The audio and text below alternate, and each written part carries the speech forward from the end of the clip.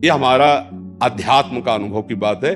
नहीं तो क्या कर दिया जाए जिससे आप बच सकते हो? सोचो आपको क्या मिल जाए? एक ऐसा शब्द बोल दो जिससे आप निर्भय, निश्चिंत और निःशोक हो सकते हैं। एक बोलो कि ये मिल जाए तो मैं बिल्कुल निश्चिंत हो जाऊंगा और आज से कोई कामना नहीं करूंगा।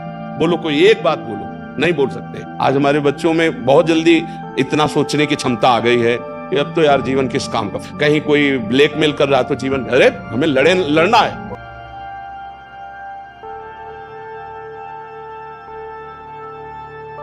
ये जो बच्चा बोल रहा है कि हम भयभीत हो जाते हैं, हम शोकित हो जाते हैं, हम आगे, ये नकारात्मक सोच ही तो है।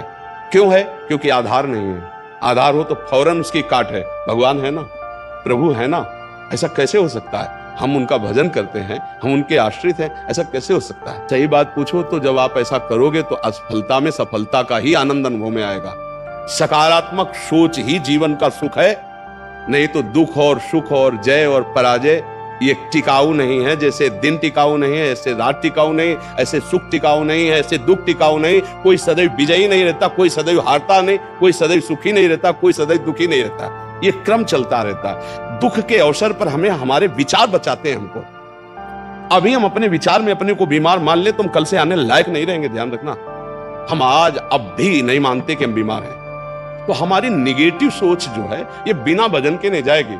और अगर ये बनी रही तो अरबों रुपया हो, खूब बड़ा पद हो, पति, व्यवस्था, पत्नी, सब कुछ हो, लेकिन नकारात्मक सोच तुम्हें चैन से नहीं रहने देगी। पक्की बात मान लीजिए। इसको सुधारना है तो सत्य पे आइए, धर्माचरण कीजिए, पवित्र चरित्र रखिए और नाम जप कीजिए। आपकी सोच बदल जाएगी। देखो, आपकी सोच अच्छी है तो आप थोड़ा कम पैसे वाले भी है ना, गरीब भी है, तो मस्त रहेंगे। सोच सही नहीं है तो चाहे आपके पास अरबों रुपया हो, आपका जीवन नरक जैसा रहेगा। क्योंकि आपकी सोच अशांति, कलह, नाना प्रकार की वासनाओं में, खेल में फंसाकर आपको नष्ट कर देगी। तो हमें लगता है कि बिना अध्यात्म के चिंता, भय, शोक इसका दूर होना बहुत कठिन है। नाम जप करो, चरित्र पावन रखो। आज प्रायः चरित्र को हम नहीं सुरक्षित रख रहे हैं। ये समझ लीजिए कि चरित्रवान के पास ऐश्वर्य चरण चूमता है।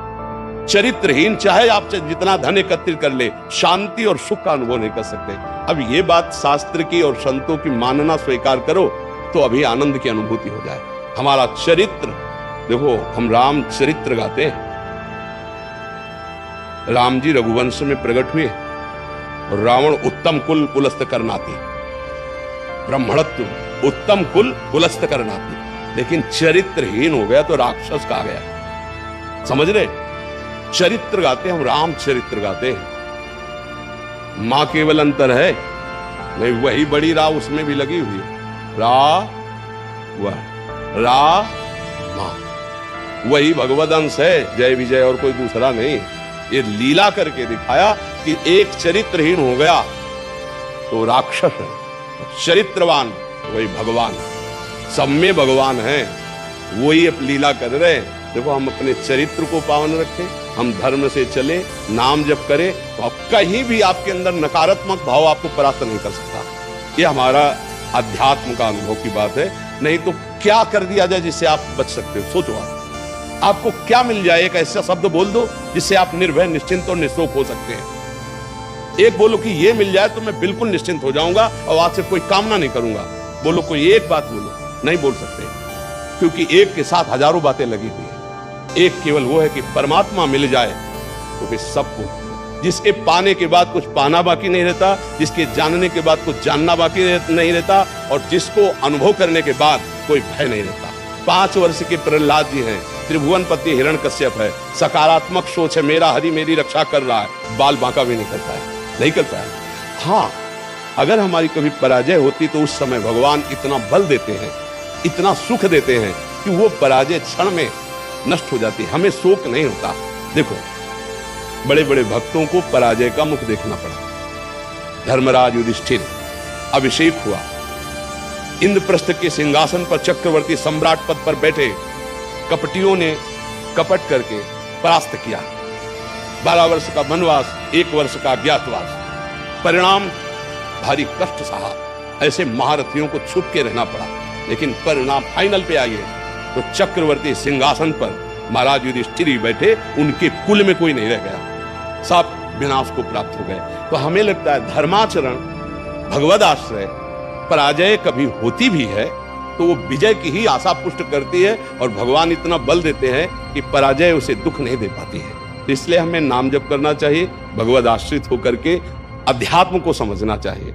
आज हमारे नवीन बच्चे अध्यात्म को नहीं समझ रहे, तो बड़ी आचरण में बड़ी अपवित्रता आ चुकी है। आप देख लीजिए कैसे कैसे गंदे अपने जीवन को इन अवगुणों से युक्त कर लिया गया, व्यसन, व्यभिचार। अब ये अध्यात्म का ज्ञान ना होने के कारण अपना नाश कर रहा है। तो चरित्रहीनता, गुणहीनता और नकारात्मक सोचें, अगर इनको हमें ठीक करना है तो हमें बहुत सावधान रहना, हमें अपने चरित्र को बचाना है। आज हमारे बच्चों में चरित्र सुरक्षित नहीं रह पा रहा है। आज बच्चों का जीवन बड़ा संकटपूर्ण जा रहा है। बात पक्की समझना, हमको जब ऐसी बात आती है तो हम दुखी होकर के बोलने लगते हैं कि आज हमारे राष्ट्र का जो ये नवीन भविष्य है, ये संकटपूर्ण परिस्थिति में जा रहा है। गर्लफ्रेंड, ये बॉयफ्रेंड, ये व्यसन, ये इनको चैन से नहीं रहने देंगे। नवीन अवस्था के बच्चे हैं, जब गंदे आचरणों में फंस जाते हैं, अब उनको ब्लैकमेल किया जाता है। वो अपने माँ बाप से बता नहीं सकते कि दूसरे से कहने घुटते रहते हैं, और अगर ज्यादा घुटन आ गई तो अपने आप को। तो इसलिए हमें लगता है अध्यात्म को समझा जाए और नाम जप करते हुए चरित्र पावन रखा जाए। आपका इसमें कोई संशय?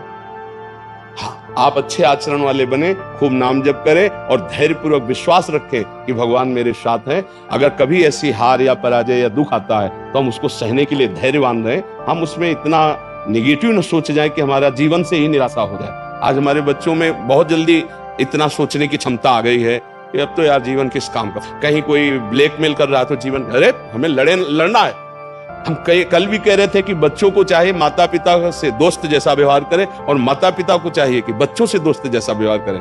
दोनों आमने सामने बैठकर उनके हृदय की बात को जाने और उनको दोस्त की तरह सपोर्ट करें, तो आगे बढ़ सकते हैं। वो दलदल में फंसे हुए निकल सकते हैं। नहीं तो कई ऐसे गंदे बच्चे होते हैं जो अच्छे बच्चों को अपने विषय जाल में फंसा करके उनके जीवन को बर्बाद करते हैं। बकाया नकारात्मक सोच के लिए नाम जप बहुत जरूरी है। चाहे आप स्त्री हो, चाहे पुरुष हो, चाहे गृहस्थ हो, चाहे विरक्त हो, जब तक नाम जप नहीं करोगे, आचरण पवित्र नहीं रखोगे, तो वास्तविक सुख का अनुभव नहीं होगा। नाम जप बहुत आवश्यक, इसलिए हम सबसे प्रार्थना करते हैं नाम जप करो। शराब मत पियो, मांस मत खाओ, पराई माता बहनों की तरफ गंदी दृष्टि से मत देखो, गंदे आचरण मत करो। ये मनुष्य जीवन ऐसे गंदी बातों के लिए नहीं मिला। गृहस्थी में हो तो धर्माचरण करते हुए धर्म पूर्वक विषय भोगो और नाम जप करो, भगवान को प्राप्त हो। जी।